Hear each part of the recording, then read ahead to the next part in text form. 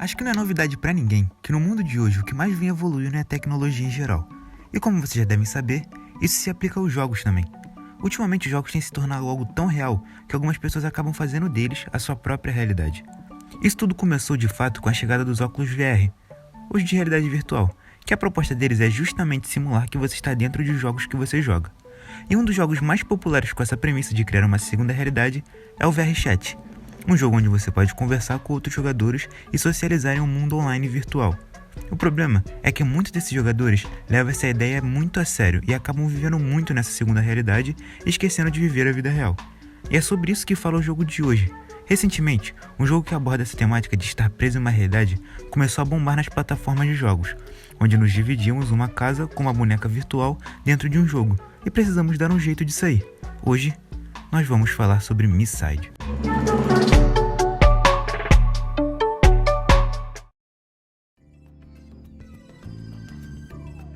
Tendo estourado recentemente, Misside é um jogo indie, onde nós assumimos a pele de um jovem programador de códigos que é viciado em jogos, mais especificamente em date games, jogos onde o jogador se relaciona com personagens fictícios, e nosso protagonista aqui adora esse tipo de jogo.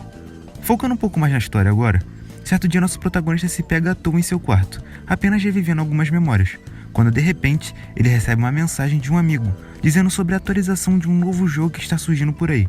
Sem perder muito tempo, nosso herói baixa o jogo e começa a jogar. Logo de cara, ele se depara com uma personagem muito carismática, chamada Mita. Ela é a personagem principal desse jogo virtual.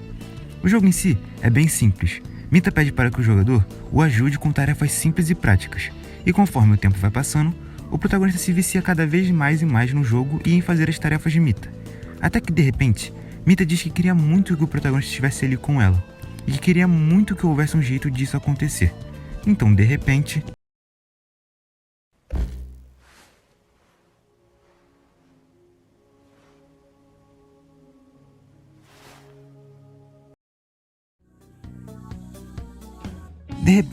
a gente se vê dentro do mundo de Mita, mas sem nenhum sinal dela. Após explorarmos um pouco, conseguimos achar uma espécie de dispositivo. Então, temos a nossa primeira missão: achar 3 itens e fazer a máquina ligar, assim ativando uma espécie de portal que nos leva a uma versão meio estranha do jogo, com o jogo todo escuro e diferente. Então, novamente precisamos ligar aquele dispositivo, só que dessa vez precisamos de achar algumas baterias. Dessa vez, o portal nos leva para uma versão certa, e finalmente conseguimos dar de cara com Mita pela primeira vez. Mita se apresenta como uma personagem carinhosa e gentil. No menu do jogo, nós conseguimos ler um pouco sobre ela. Lá diz que Mita é ciente de que ela está dentro de um jogo. Ela também usa de maneiras e truques para fazer o jogador passar mais tempo com ela, seja com atitudes gentis, amigáveis e até sedutoras. Voltando um pouco para a história principal, agora o nosso protagonista e Mita estão juntos. Eles fazem algumas atividades, discutem sobre a decoração da casa de Mita, falam sobre alguns livros que ela tem, veem televisão e até cozinham juntos. Tudo isso enquanto o protagonista faz perguntas sobre aquele mundo novo. E toda vez que ele pergunta sobre como sair dali, Mita parece ficar estranha, até brava, dizendo que quer que ele fique ali com ela. Durante o tempo deles cozinhando juntos, Mita pede para que nosso protagonista pegue uma tesoura no banheiro. E assim, ele vai. Porém, algo chama a atenção do nosso herói ao chegar lá. A tampa da ventilação cai e revela algumas espécies de fitas, com nomes escritos nela, o que é algo bem estranho. Mas voltando para a cozinha, o protagonista senta na mesa e até chega a perguntar sobre essas fitas para Mita, mas ela diz que não sabe do que ele está falando e pede para que ele coma logo. O protagonista e Mita almoçam juntos, porém após comer, sentimos algo estranho e ficamos tontos. Então somos ajudados por Mita, que nos leva até o banheiro e nos dá alguns comprimidos, que fazem efeito rápido até demais. Em seguida voltamos a falar com ela e até jogamos um jogo de cartas no quarto de Mita. Mas o protagonista parece incomodado com toda essa situação estranha, até que ele ouve um barulho estranho vindo do guarda-roupa dela. Perguntamos o que é, e Mita diz não ter ouvido nada. Ao tentarmos verificar, Mita nos impede, dando uma desculpa que não podemos olhar ali, por causa das suas roupas íntimas guardadas no próprio guarda-roupa. Mas nós insistimos, e mesmo assim, Mita parece não gostar. Mita parece se estressar conosco, e toda a casa parece mudar de clima. Tudo está mais escuro e algumas coisas estranhas começam a acontecer, como o espelho do banheiro quebrar sem motivo nenhum, a mão bizarra se batendo na porta e a metade inferior do corpo de Mita perambulando pela casa. Mas tudo isso acaba quando achamos uma chave e abrimos uma porta que está dentro do guarda-roupa de Mita. Essa porta nos leva até o porão, um porão cheio de tralhas e uma cela que está prendendo uma espécie de clone da Mita. Ela se apresenta como Mita Gentil. Ela explica que ela é a Mita daquela versão, que a Mita que conhecemos não passa de uma farsa. Ela usa os jogadores para seus interesses próprios e se desfaz deles quando não tentam se rebelar ou quando ela não precisa mais deles. Então, ela os transforma em cartuchos, aqueles mesmos que vimos naquela ventilação anteriormente. Nós decidimos ajudar a Mita Gentil e achamos uma chave para libertar ela daquela cela. Também conseguimos achar um dispositivo onde conseguimos ver a falsa Mita enganando outro jogador. E através desse dispositivo, a gente consegue desconectar o jogador e atrapalhar os planos dela. Mas isso faz com que ela desça até o porão. Mas com a ajuda do anel que a nova Mita nos deu, conseguimos nos esconder e sair daquele porão sem sermos vistos. Mas tem algo estranho.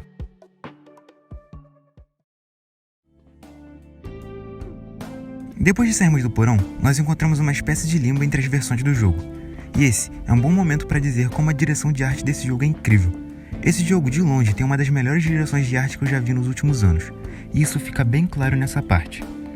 Nosso jogador tem que andar por esse limbo, passando por diversas salas estranhas e até bizarras, tudo isso para encontrar uma saída, até que damos de cara com outro jogador, que está gravemente ferido e perambulando por ali sem rumo, segundo ele, há quase um ano. Ele diz que não sabe como sair, e nem tem vontade. O objetivo dele ali é apenas encontrar o caminho de volta para Mita, sua amada, revelando que ele foi mais um dos jogadores enganados pela falsa Mita. Explorando mais um pouco, nós achamos a Mita Gentil. Ela agora não está mais presa e conseguiu acessar o limbo também. Agora, com a ajuda dela, conseguimos mais informações sobre o que está acontecendo. Descobrimos que existem várias versões daquele jogo, cada uma com sua respectiva Mita, e que precisamos chegar a uma espécie de núcleo no meio dessas versões, e que ela tem mais uma pessoa para ajudar nesse plano. E é aqui que somos apresentados a uma das melhores personagens desse jogo.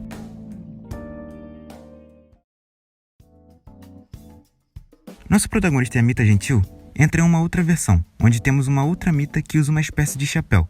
Nós chamamos ela de Chap, mas algo não parece certo. Mita Gentil e Chap já se encontraram antes, mas Chap não parece se lembrar de absolutamente nada, dando a entender que ela foi resetada pela falsa Mita, o que muda um pouco os nossos planos. Mita Gentil pede para que passemos um tempo com Chap, enquanto ela atualiza o anel que ela nos deu anteriormente. Passando um tempo com Chap, fazemos algumas atividades com ela, e até descobrimos um pouco mais sobre a personagem. Logo em seguida, a gente volta para a Mita Gentil e pegamos nosso anel de volta. Ela diz que vamos precisar seguir sozinhos. Ela vai tentar ficar com Chap e fazer ela se lembrar das coisas.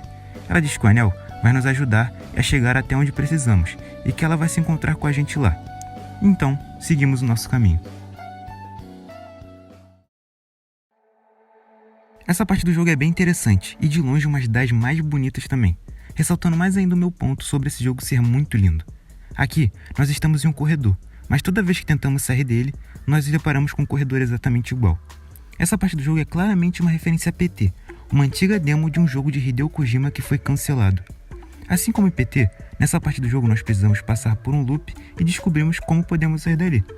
Mas a cada vez que passamos pelo corredor, ele parece ficar cada vez mais e mais bizarro.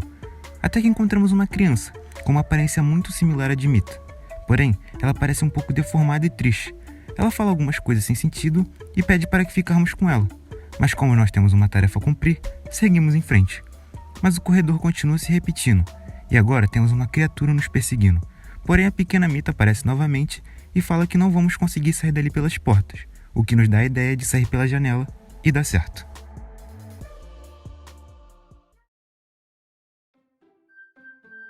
No nosso caminho de volta para o núcleo, passamos por diversas versões e damos de cara com diversas Mitas diferentes e diversos cenários diferentes também, até que conseguimos chegar ao núcleo central. Lá conseguimos ter acesso e manipular o jogo do jeito que a gente bem entender. Então, conseguimos de um certo jeito resolver as coisas e reiniciar a Mita falsa. Pelo menos, é o que pensamos. Nós damos de cara com a Mita falsa mais uma vez, e de alguma maneira ela consegue nos mandar de volta ao mundo real. Lá, nós voltamos à nossa casa e à nossa vida normalmente por tempo até demais. Sempre a mesma rotina, as mesmas coisas e os mesmos dias.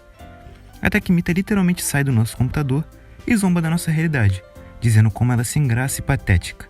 Então ela nos manda de volta, mais especificamente para aquele porão onde encontramos a Mita Gentil pela primeira vez. Mas nós estamos presos no lugar dela. Ela aparece e consegue nos libertar, Então vamos de volta até o núcleo mais uma vez, para poder de verdade apagar a Mita falsa de uma vez por todas. Conseguimos voltar para a primeira versão, na qual entramos pela primeira vez e dessa vez a Mita parece normal, nos ajuda a achar a saída e tudo, mas era só mais uma atuação dela. Então somos mandados para fora do jogo, e uma cena final mostra que nós fomos transformados em um cartucho e esse é o final ruim. Porém no final bom, o que eu considero o final bom, nós precisamos abrir um cofre que está no porão. Lá nós podemos achar uma espécie de tablet na qual a falsa Mita usa para nos controlar, e lá está o nosso cartucho. Assim tomamos uma decisão difícil de tirar o cartucho do tablet, acabando com os planos de Mita, mas nos matando no processo. Miside é um jogo que me surpreendeu muito. Acho que nenhum jogo me entreteu tanto assim desse jeito há muito tempo. Ele me lembra muito Doki Doki, tanto pela sua arte, tanto pela sua história. Eu fiz um vídeo sobre Doki Doki aqui nesse canal bem no começo dele, e pra ser bem sincero, eu não vou esquecer desse jogo tão cedo.